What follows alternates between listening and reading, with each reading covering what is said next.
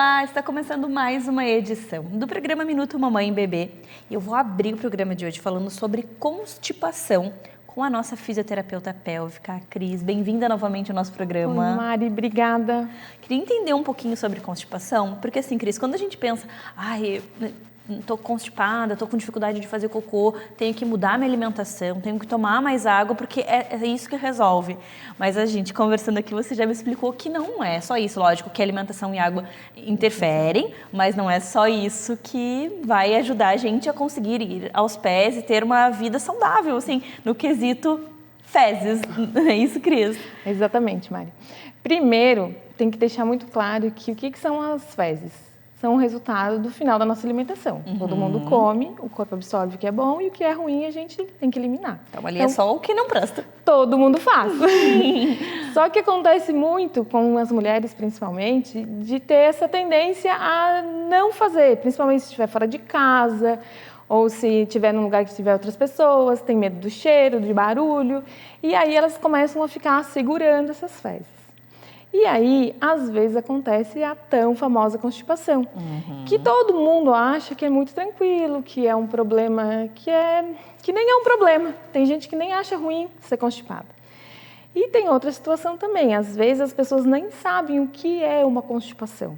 Tem gente que acha que é o seguinte, se eu for no banheiro todos os dias, eu não sou constipada. Se eu for no banheiro dia sim, dia não, eu sou constipada. E a constipação, ela não é determinada pelo número de evacuações, e sim pela forma como é feita a evacuação, pelo formato das fezes, se tu faz ou não força para evacuar, se depois da evacuação tu tem ou não a sensação de evacuação incompleta, ou se tu, quando terminou de evacuar, acha que está tudo certo, que esvaziou tudo, se sai ou não sangue. Então, sim, tem vários fatores que determinam ou não a constipação. E muita gente acha o seguinte, não, eu estou constipada, então eu preciso comer mais fibras e tomar mais água. Só que se tu tiver um problema muscular, tu pode tomar um oceano de água que não vai adiantar. É óbvio que a alimentação ela é essencial. Lógico. E o primeiro passo para quem tem constipação é ajustar a dieta, sem sombra de dúvida. A ingesta hídrica e a ingesta de alimentos. Só que se mesmo assim teu trânsito colônico está tudo certo e tu continua fazendo força para evacuar, fazendo cocôzinho de cabrito, assim, né, ressecado, ou tendo dor, ou tendo a sensação de que não saiu tudo, então tu tem um problema com constipação. Só que a constipação, ela não é uma doença, apesar de ser muito comum, ela não é uma doença tão simples assim. Porque ela acarreta outros problemas para o assoalho pélvico. Nunca eles vêm sozinhos, né, Cris? Nunca vêm sozinhos. Porque o que acontece? Quando a gente é constipada, geralmente o que acontece? Como que começa? A pessoa tem a vontade evacuatória, né, que é o chamado, aí a pessoa não vai no banheiro, aí segura. Aí segura tanto, faz tanta contração, que quando chega em casa, que geralmente é quando a pessoa tem a vontade evacuatória fora de casa, chega em casa, a vontade passou. Né? E aí não consegue evacuar. E aí começa a fazer força para tentar evacuar, para tentar esvaziar, mas não tem mais a vontade. Aí pode correr hemorroidas, pode acontecer fissura, pode acontecer prolapso, pode acontecer um monte de outras coisas em função dessa constipação. Mas se mesmo assim a pessoa continua, permanece tendo esses hábitos, às vezes as fezes até descem, mas elas descem tão endurecidas e começam a fazer um peso, um volume tão grande dentro do canal, que ela começa a atrapalhar outras funções. Aí é comum ter dor na relação, porque o que acontece? Se as fezes estão no reto, elas estão do ladinho do canal vaginal. E dois corpos não podem ocupar o mesmo espaço, então elas ocupam um espaço que não é delas. Olha só! Porque o reto, ele tem que estar vazio, né? Ele só recebe as fezes no momento que elas passam ali. Via de regra é para estar vazio. E às vezes, quando a constipação é tão grande, ela incomoda ainda mais. Passa do canal vaginal e ela começa a alterar o ângulo que a uretra faz com a bexiga. Então, às vezes, dá incontinência urinária. Então, não é raro a gente receber paciente com queixa urinária, que perde xixi, às vezes, nos esforços, numa coisa ou outra. E o problema, na verdade, é a constipação. Olha só. A constipação, ela não é uma doença assim tão insignificante. Apesar de ela ser bem frequente, ela não pode ser negligenciada. Tem que ter muito cuidado com a constipação. E aí, imagina, só pra gente ter vergonha, por a gente não respeitar o chamado, né? E a gente fica segurando. E você também tinha comentado antes que pode começar com uma constipação e depois ir por uma... Evolui para outras disfunções. Exatamente. Porque o que acontece? Às vezes, a pessoa pensa que tem só constipação, né? Mas de tanto ela contrair o assoalho para segurar as fezes, ela altera toda a dinâmica da evacuação, do assoalho pélvico. E aí ela desenvolve outras disfunções. Por exemplo, é o anismo. Anismo é uma doença que tu precisa reaprender a evacuar. Porque no momento de relaxar, tu contrai. E a evacuação, na verdade, a gente até pensa que a gente ensinou os filhos da gente a evacuar, né? Eu ensinei, eu fiz o desfraude, assim. Mas não, a evacuação, ela é muito... A micção também, né? Mas ela é muito sensitiva, assim. A pessoa tem que sentir. E a criança, quando ela nasce, quando ela está mamando, por exemplo, é muito automático. Pode ver, ela está mamando e às vezes ela já está evacuando. Então, a gente nasce perfeitinho. E a gente vai se estragando depois, não respeitando o corpo da gente, né? Querendo controlar o que a máquina é certinha. E aí vem a gente querer controlar algo que está tudo bonitinho, certinho e estraga. Exatamente. Então, aí o que acontece? Às vezes as pessoas pensam que tem só constipação, mas na verdade elas têm outras doenças por trás dessa constipação. E aí essas doenças elas podem ser mais prejudiciais para a qualidade de vida mesmo da pessoa, né? Entendi. Porque quem não consegue evacuar corretamente, tem o termo enfesado já vem disso mesmo, né? De cheio de fezes. Quando tu não consegue evacuar corretamente, tu fica bem mal-humorada. Mas é verdade, Cris, é verdade. Parece um peso mesmo, uma coisa assim, teu humor não tá legal, né? E realmente faz todo sentido. E também se entrar na parte energética, porque ali foi a comida, tudo que ficou ali, que tem que sair, a gente tá segurando, tá pesando, a gente tá fazendo tudo errado. Ô, Cris, me explica como que a fisioterapia pélvica pode ajudar nesse processo? Então, o que acontece é o seguinte, a gente tem técnicas de reabilitação, às vezes a pessoa precisa relaxar a musculatura, às vezes a pessoa precisa... Porque o que acontece, eu esqueci de falar também. O futuro de uma constipada é a incontinência. Por quê? No início, quando a gente tem a vontade evacuatória, a gente chega ao bolo fecal, a gente tem na ampola e a gente tem a vontade evacuatória. Se tu fica segurando, o teu corpo se adapta que tem que chegar um volume maior de fezes para te ter aquela vontade evacuatória. Então, tu vai alterando, inclusive, a tua sensibilidade. Olha só. E aí, às vezes, a pessoa precisa ter grandes volumes fecais para conseguir, de fato, evacuar. E nesse meio tempo, algum pouco de fezes se perde e ela não sente. Por quê? Porque ela precisa ter uma grande quantidade para ela sentir. Então, é muito frequente uma pessoa que tem uma vida inteira de constipação, depois da menopausa, principalmente, vir a ser incontinente. Não é raro. Na fisioterapia, a gente faz a reabilitação tanto da parte de sensibilidade, com balonetes, a gente treina a sensibilidade da pessoa para voltar a ter uma sensibilidade normal nesse reto, né? Para ele voltar a sentir o que ele precisa sentir, porque geralmente ele está aumentada a sensibilidade, está diminuída a sensibilidade, né? Ele tem que ter um volume maior. E tem treinamento muscular também, porque tem músculos que precisam contrair, tem músculos que precisam relaxar no momento da evacuação. Então, a pessoa realmente precisa reaprender a evacuar. Nossa, que assunto maravilhoso. E saber que a fisioterapeuta pélvica pode ajudar nesse processo. Então, assim, tanta gente que sofre de prisão de ventre, que sofre para ir aos pés, para poder fazer algo que deveria ser tão natural. Natural, fisiológico, Imagina assim, eu fiquei apaixonada, eu adorei tudo que você trouxe de informação, te agradeço por dividir conosco tanto conteúdo e conhecimento, espero que você tenha gostado e é claro que se ficar alguma dúvida, a Cris faz parte do nosso grupo no Minuto Mamãe e Bebê. É só mandar mensagem. A gente encaminha para a Cris, né, Cris? Isso, estou à disposição. Muito obrigada. Às vezes eu boto caixinha lá no Instagram também, porque é um assunto que sempre gera dúvida. As pessoas... É engraçado, mas tem muito tabu ainda em volta da evacuação, apesar de ser uma coisa super fisiológica que todo mundo precisa fazer, né? É bem assim, Cris. Muito obrigada, querida. Obrigada até o próximo encontro. Até. Sabe aquela fase que os dentinhos começam a nascer e a gente tem muita dúvida, o bebê está com febre por causa dos dentinhos, o que eu faço? Eu tenho que escovar, eu não preciso escovar. O que eu posso fazer para ajudar naquele desconforto? Devo passar alguma coisinha na gengiva? Óbvio que a nossa odontopediatra, a doutora Aline, bem-vinda novamente ao nosso programa. Muito obrigada, Mari. Vai nos ajudar a compreender essa fase. É um momento bem difícil, porque eles ficam bem incomodados, realmente. Penso, tá furando ali a gengiva, a gente não lembra mais, mas deve ser bem complicado, né? E aí, o que a gente faz com eles? Assim, tem alguma coisa que a gente possa passar ali para ajudar a dar um conforto, né? Diminuir o desconforto, na verdade. O que você indica? Conta tudo para nós. Bom, Mari, obrigada por estar aqui mais uma vez, é um prazer. E realmente, né, essa é uma fase assim que os pais já sabem que vão passar, que é o nascimento dos primeiros dentes. Então, assim, dor a gente acaba não sentindo. O bebê não sente uma dor de dente ou a dor ao rasgar, né? Não sai, por exemplo, sangue. A gente não tem esse tipo de sintoma.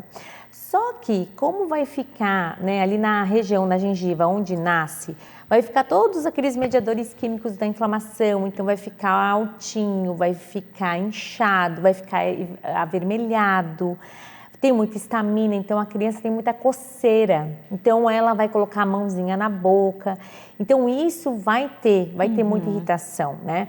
Então, quais são os sinais clássicos do nascimento dos primeiros dentes? Muita irritação. Salivação. Então a gente vê que a criança realmente baba bastante. E eu lembro que quando as minhas filhas estavam nascendo os primeiros dentes, eu lembro de uma certa vez que eu troquei 12 babeirinhos. O que tu tem gêmeos? Foi separado ou foi na mesma? Foi na mesma, ainda foi na mesma. Mas eu lembro assim, de um certo dia que eu troquei 12 babeiros, assim, né? Então, assim, o aumento de salivação é uma coisa que a gente espera muito nesse momento, né? Sim. Mas vai ter aquele momento e vai passar, né? Então, isso que é importante a gente, né, trazer essa palavra de apoio para os pais, que é uma fase... Aí passa... Vem outro, e aí passa e vem outro, e fica nesse ciclo até completar todos os dentes, né? Isso. Uma dúvida que os pais me trazem muito no consultório é a seguinte, imagina, o bebê ele tem 20 dentes, então até nascem, né, em média os primeiros em torno de 6 meses, embora isso seja muito díspare, então às vezes a gente nasce antes ou até muito tempo depois. Mas de forma geral a gente diz que uma média aos 6 meses nascem os primeiros dentes e em torno dos 3 anos o bebê já tem a dentadura de leite completa com os 20 dentes. Então, nesse passar dos 0 aos 3 anos, pipocam dentes, né? Só que também, daí às vezes os pais pensam, não, os dentes de trás, que são dentes molares, que são dentes maiores, né, tem uma mesa-oclusal maior, às vezes eles causam mais incômodos. Só que pensa, né, os primeiros dentes, a gente tem um bebezinho de 6 meses, que é muito menor, né, mais imunodeprimido, e quando a gente tem um bebê que já é uma criança, né, com quase 3 anos, então são bebês assim que já estão maiores, se expressam melhor, né, já conseguem até comunicar, tá incomodando. Sim. Então a gente não tem essa coisa de grupo dentário, o canino é pior que o incisivo é pior que o molar, né, então cada caso é um caso. Então, a gente tem essa dificuldade mesmo. E uma coisa também que causa muita dúvida em relação à febre, né? Será que o processo de erupção de nascimento de dente ele causa febre? Isso é uma coisa até que nós dentistas nos questionamos. Então, saíram alguns trabalhos, saiu até uma revisão sistemática há pouco tempo e a conclusão foi que pode haver um aumento de temperatura, né, associado a esse processo de nascimento de dente, mas sem que isso caracterize febre, né? Entendi. Ou seja, a criança fica naquele estágio um pouquinho mais febril, um pouquinho mais quentinha, mas não é febre, né? Então, por exemplo, se o seu filho está nascendo dente e você está com uma febre de 38,5, 39 graus, isso não é dente, tá? E é importante a gente falar isso, porque às vezes a gente acaba negligenciando, né? Os pais às vezes, não está nascendo dente, está com uma febrinha. E aí passa o ano inteiro da criança, toda a febre da criança é um dente, né? Isso. A criança está com dificuldade para dormir, é dente. A criança está mais agitada, é dente. Tudo a culpa são dos dentinhos, né? Exatamente. Então a gente também tem que ter esse cuidado, né? Não as febres não são, né? Especialmente febres altas, não são relacionadas a nascimento de dente. Então, né? Sempre se acontecer algum episódio maior, assim, de maior acometimento, que a criança está realmente debilitada, né? Sistemicamente, tu vê que a criança está ruinzinha, está amoladinha, está com febre, de repente entrar em contato com o pediatra que acompanha, né, para fazer um exame físico assim mais apurado, né? A gente não pode botar todas as febrículas no balaio do nascimento do primeiro dente, É né? verdade. Isso. E assim, o que a gente pode fazer nesse momento, principalmente como você falou, no nascimento desses primeiros dentinhos que eles são menores e que eles não sabem se expressar, e daí a gente vê que tá com muita coceira, brinquedos, o que a gente pode fazer, oferecer para eles para diminuir o desconforto? Isso. Então, na verdade, nós temos algumas abordagens que não envolvem medicamentos, então abordagens não farmacológicas e as abordagens que envolvem medicamentos, tá? Então, o que a gente pode fazer, né? Então, por exemplo, a gente pode dar alimentos que sejam mais resfriados, mais geladinhos. Então, picolézinho de fruta que a gente faz em casa. Então, pega a manga, coloca umas folhinhas de hortelã, faz um liquidificador, coloca nas forminhas, deixa a criança, né, babando ali, chupando, se sujando toda. Dá uma anestesiada, né? Dá uma anestesiada, dá um conforto maior, a gente reduz essa temperatura no local, conforta essa criança, tá? A gente pode fazer com leite materno, inclusive, né, o peitolé, que é uma coisa bem assim difundida entre as mães.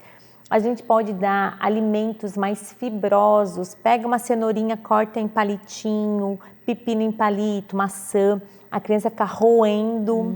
Aí eu acho que é a vontade de coçar, né? Coçar, né? Então coça a gengiva, eventualmente ajuda até em romper o dente, né? Porque daí faz aquele movimento ali do palito contra o tecido gengival, que às vezes está todo gordo, né? Todo inchado, assim. Então isso também ajuda. Outra coisa são os mordedores. Nós temos mordedores que tem uma aguinha dentro, né? Tem o silicone e tem uma aguinha dentro. A gente pode resfriá-los. Não no congelador, tá, gente? Mas na geladeira mesmo, deixar geladinho. A criança pega e coloca na boquinha, isso ajuda bastante. E tem uns que são uns mordedores em forma de palito, que esses eu acho extremamente intuitivos. A criança pega, especialmente quando tem nascimento de molares, e já vai direitinho, né, lá atrás e já coça. Olha né? só. Então é bem legal. Mas também tem o Havaiana do pai, o controle remoto, as chaves, né, que eles adoram também essas coisas. Tudo vai assim. pra boca. Tudo vai pra boca, né? Tem também os mordedores montessorianos de madeira. Então, tem muitas abordagens não farmacológicas que não envolvem medicamento que a gente pode usar. Mas tem também as abordagens farmacológicas, ou seja, às vezes a coisa fica muito complicada e daí às vezes a gente tem que, né, lançar mão de alguns medicamentos. Então, sempre que precisar usar medicamentos, entre em contato com o seu médico pediatra ou com o seu dentista, seu odontopediatra, que ele vai saber então qual medicação, especialmente os nossos analgésicos, para dar um alívio. Nós temos também medicamentos que são fitoterápicos, né? Exemplifico a camomilina, que é um auxiliar bastante usado, e também os homeopáticos, né? Inclusive tem o Camília, que é um dos únicos medicamentos que tem uns 2 estudos na literatura, então se for usar, de repente, um medicamento aí homeopático Adorei. pode, né, ajudar. Então, se tiver algum tipo de dúvida, entre, contate, né, o seu médico pediatra ou o seu odontopediatra. Mas uma coisa que eu queria deixar muito claro, que isso eu acho que é uma informação de saúde pública, assim, bem importante da gente falar. Existem as pomadas anestésicas, tá? Que inclusive a gente não precisa nem de receita, você entra na farmácia e pega. Uma, inclusive, chamada Nenedente. É um medicamento bem antigo e é conhecido de várias mães, avós, tias aí, né? E esse medicamento, ele não deveria ser utilizado, tá? Então, inclusive, em 2014, saiu uma nota de comunicação da FDA, né, alertando os riscos. Olha que perigo. Que é usar o Nenedente, que é uma pomada à base de anestésico, né, de lidocaína, usadas de forma indiscriminada, né? Então, não use pomadas anestésicas para aliviar esses incômodos dos primeiros dentes, tá? Então, a gente tem várias alternativas aí que podem ser usadas com segurança. Mas, assim, para finalizar, né, eu acho que a maior delas é peito, né? As mães que têm essa graça de fazer o aleitamento materno, peito, carinho e colo, tá? Tenha paciência. É uma fase meio puxada, mas é uma fase que passa, né? Então, assim, na medida do possível, né? A gente sabe que nós mulheres, mães, temos múltiplos papéis, mas na medida do possível, essa disponibilidade para dar aquele chameguinho, aquele colinho, aquele leitinho a mais, né? Aquela sucção nutritiva, né? Para ajudar a aliviar é realmente muito importante, faz diferença. Nossa, adorei. Obrigada por trazer tanto conhecimento e tantas alertas e dicas para você que está nos assistindo. Espero que você tenha gostado e, claro, se ficar alguma dúvida, pode entrar em contato conosco. A gente vai repassar todas as perguntas e todas as informações. A nossa odontopediatra responde aqui pelo Minuto Mamãe Bebê. Querida, obrigada. Até o próximo encontro. Muito obrigada. Até a próxima. Uma boa noite de sono é tudo que nós, mamães, desejamos. E com a rotina difícil da maternidade, acaba que o nosso corpo vai se acostumando de forma errada a ficar acordado, e aí depois fica tudo desregulado e a gente não consegue mais pegar no sono. Então hoje a gente vai falar sobre um floral maravilhoso que se chama Durma Bem, é isso, Devadaia? É isso aí. Olá, tudo bem, Mari? Olá, querida, bem-vinda novamente ao nosso programa, nossa terapeuta. Me fala um pouquinho sobre essas gotas preciosas. E Durma Bem é um floral que foi desenvolvido especialmente para equilíbrio do sono. E quando eu falo de equilíbrio, é porque a gente tantas vezes tem dificuldade para pegar no sono e ter uma noite reparadora, como às vezes a gente acaba ficando com sono uma manhã inteira. Então, essa bagunça que acontece com o nosso sono é uma bagunça que afeta o nosso relógio biológico, todo o funcionamento do nosso sistema físico biológico, né? E isso tem uma base emocional, mental. Aliás, esse floral, ele trabalha muito sobre o nosso campo mental, porque é justamente esse mental carregado de responsabilidades, de preocupações, o que não deixa a gente desligar a chavinha para dormir.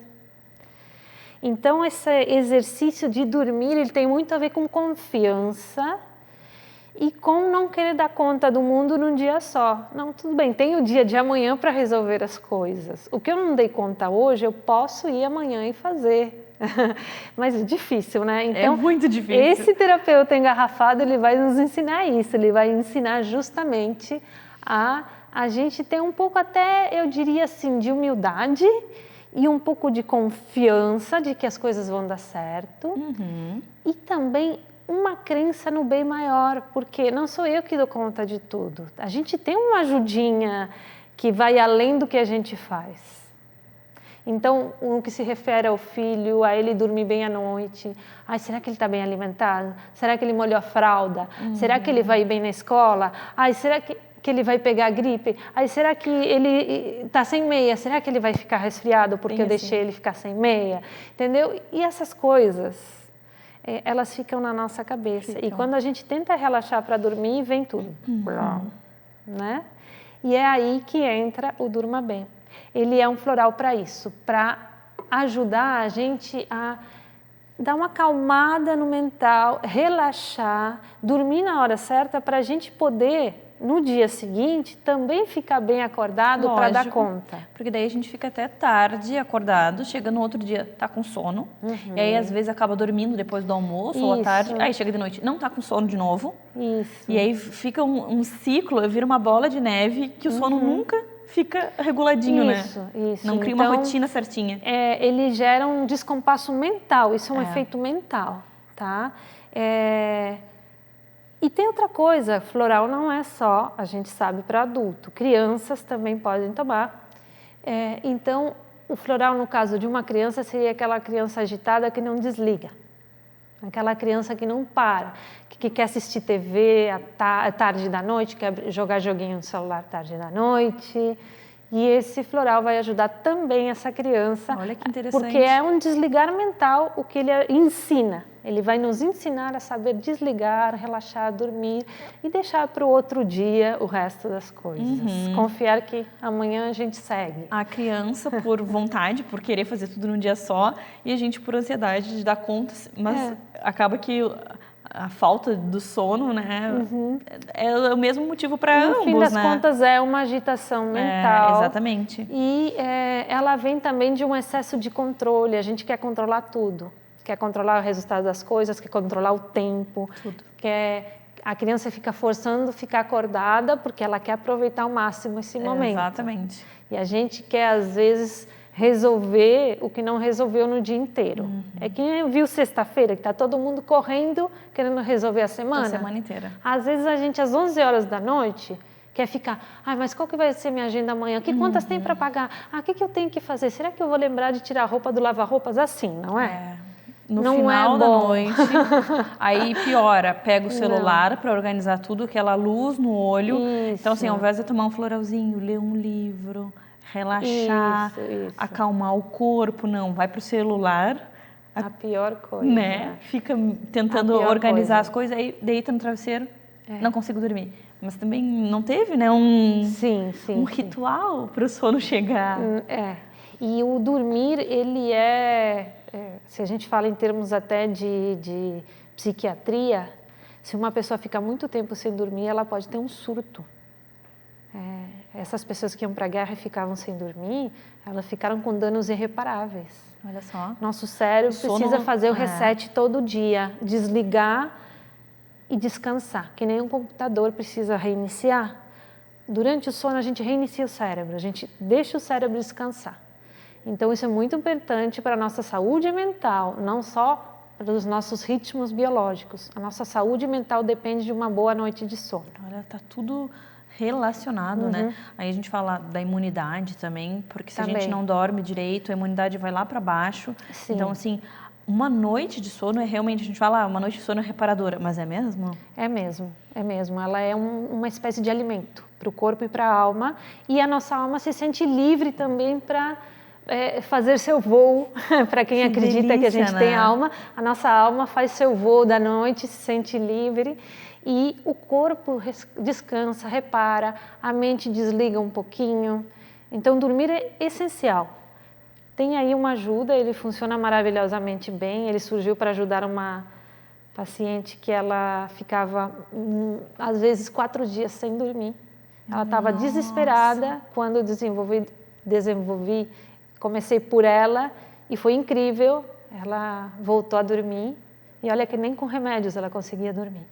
E assim eu tive vários casos de pessoas que nem com remédios conseguem ter uma noite de sono boa e com floral elas conseguem equilibrar o sono. E aí, como que faz, Deva? Tem um tempo X para seguir tomando? Tem um horário indicado? Quantas vezes por dia? Quantas gotas? Ele é bem gotas? interessante porque esse floral, a diferença dos outros, o ideal é a gente tomar tipo as 2 vezes de sempre, mas de preferência fim de tarde e um pouco antes de dormir, são as 2 doses.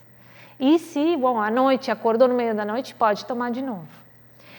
E, é claro, não é uma coisa para se fazer só situacional, até ajuda. Mas o ideal é que a gente dê uma continuidade de pelo menos 1 mês a 3 meses para que isso se instale, esse novo ritmo mais amoroso para o nosso corpo, para a nossa mente, se instale e se efetive na nossa vida. Então, é o que dá conta, um frasquinho desses dá para 3 meses de tratamento, então é o suficiente. Que maravilha. E daí, se a pessoa está tomando remédio, ela já abandona o remédio, ela vai aos poucos sentindo? Não. Eu não posso, como terapeuta, interferir nessas coisas. Mas o que eu aconselho é, passados os 3 meses, se sente melhor, conversa com o médico e vê se o médico libera de tomar remédio. Interessante, entendeu? Adorei. Querida, amei. Ai, que bom!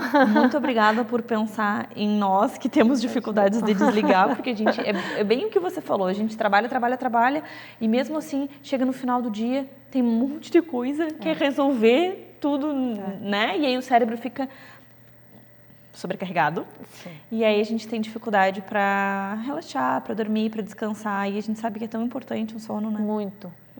Uma mente descansada, um corpo descansado, acaba trabalhando melhor, tendo melhores relações, porque a gente fica de bom humor. certeza. E assim também a prosperidade chega, porque quando a gente fica muito agitado, a gente controla demais, não deixa as coisas fluírem como deve, né? Adorei. Obrigada por todas as dicas, por todos os ensinamentos.